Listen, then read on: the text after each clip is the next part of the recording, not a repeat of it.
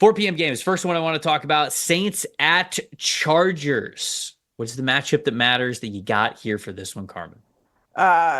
The constant on the Saints offense is Alvin Kamara. And that's what you need to contend against, especially now that he signed this big contract, this new deal. I don't know how they're doing it.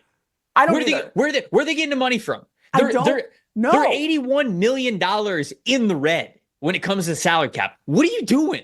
I love Alvin Kamara as much as the next guy. What are you doing? How are you doing this? I do not understand it. That was the biggest shock, and not because I didn't think that they wanted to keep Alvin Kamara, but because of, they're in cap hell. The Saints are in cap hell every single year. Like, there is creative accounting, and then there's whatever happens down on the bayou, because this is something that I just do not understand where the money is coming from, how they're shifting around. They literally just do enough to live another day, to live another year after year. It's so stressful. Dave says in the chat, Mardi Gras is a front for the money for the Saints. Prove me wrong. I can't do it. I can't, Dave. I can't do it.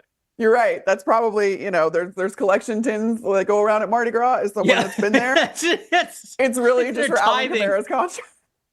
They're tithing for Alvin Kamara's contract. Yeah. Sorry, I didn't mean to Honestly, derail you. Go ahead. I mean, the Saints are a religion in New Orleans. That's true, they are. I wouldn't be surprised if the tithes are not paid to the Catholic Church in New Orleans, and instead they're paid to New Orleans Saints. This went really far off what I was going to say, but it's Alvin Kamara versus this Chargers front seven, and how they can contend with everything that Alvin Kamara does. It's not fair to single out whether, are they good against the rush? Are they good against the pass? Alvin Kamara is going to be a factor in both of these things. It's why he's so productive. It's why that this Saints team is productive, even with all of the quarterback shuffling and all that other stuff. Alvin Kamara looks back to the guy that we saw, that you and I honestly were so scared of, working in Tampa, all those years ago at this point. At public enemy number one was Alvin Kamara, because just of how much he could just unleash on especially division teams. Not that that's coming into play here, but how do you stop Alvin Kamara? That is what's going to sway this game for the Chargers. Can they limit his production, especially when he has all of these fun things to be playing for now that he's got the fresh contract? Yeah, and unfortunately, I agree with you. Alvin Kamara is the talent that you want to run things through. And when it was going well for the Saints in the beginning of the year, we talked about the potent passing attack, but really it was just how they were running the football. But there have been instances since where he has been bottled up pretty well, and I feel like a Chargers defense that is number one in the NFL right now in points allowed per game, they're going to be a group that's going to figure that out. And so I think it's going to have to be a little bit more than that. And then the other side of the ball, the matchup that matters to me is the Saints defensive line versus the Chargers offensive line. Saints only 37 pressures on 3rd and 4th down this season. That's just tied for 23rd in the NFL. It's got to be a lot better when you're going up against a talent like Justin Herbert. Chargers offensive line and pass protection, 53 pressures allowed, which is tied for the 8th fewest. So this is sort of a really good unit versus a really bad unit. Can the Saints mitigate or raise the floor, I should say, of their defensive line, or maybe even raise the ceiling is probably the way that I needed to say it. They got to be able to get after the quarterback a lot better than they have so far this season. It looks like Spencer Rattler is going to play in this game. We're at least 1 week away from Derek Carr making his return. And so it's going to be a tough assignment for Spencer Rattler to go up against a defense that really knows what they're doing, that's coached very, very well. And I think that they've got to be able to get after Justin Herbert if they want to have any chance at all in this game to keep the scoreboard relatively low in that regard. We figure it's probably going to be low for the Saints anyways, because that's how the Chargers defense plays everybody.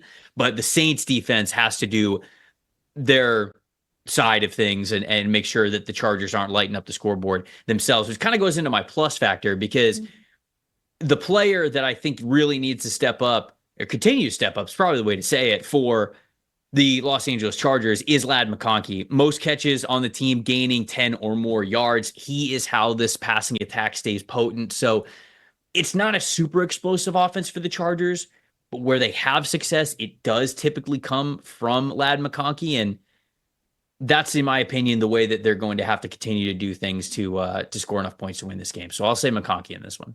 Yeah, I said the same, honestly, because you've been a run first offense. We know that that was going to happen out of a Jim Harbaugh led team. But now you need to be more productive out of that. So if it's not going to come via the ground, then you need to get the pass game involved. And by the way, you have a guy like Justin Herbert, who is one of those guys that just looks built in a lab to play quarterback. And we know the capability that he has.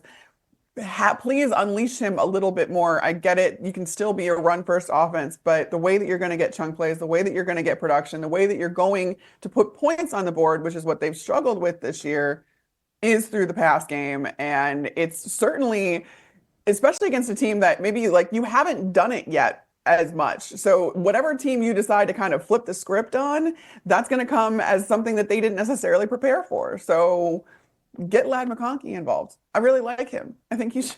I think he's going to be good. I think he already is good. Yes. And clearly, I think when you see the success of the passes 10 or more yards, like he's the guy who's leading the way. So is he a wide receiver one for this team moving forward? I don't know about that, but he is going to be a really good part of their passing attack moving forward. And I think they could be a stud slot receiver. I think Lad McConkey can be used in a lot of ways, like what Josh Downs is being used at with the Indianapolis Colts, where a lot of people don't think, oh, I can't build a passing attack around a smaller slot receiver like that. And I don't know. I think you can. So as the Chargers continue to get different, better pass catchers in there over the next couple of years, I think McConkey is going to be a constant there as a slot receiver for them.